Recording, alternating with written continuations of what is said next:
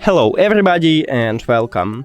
In this video I'm going to show you how to pair your Oladance OWS Pro with your MacBook.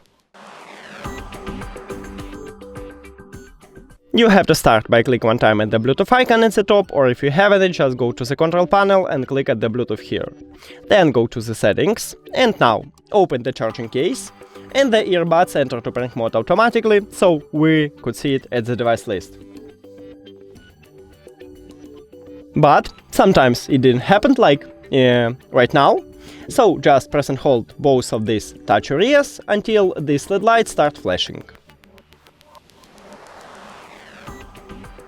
Here we go, and now we can see it at the device list, so just click connect near to it. And we did it! Thank you for watching this video. If you found it helpful, please consider subscribing to the channel and leave a like on the video, it's really important to us. See you later!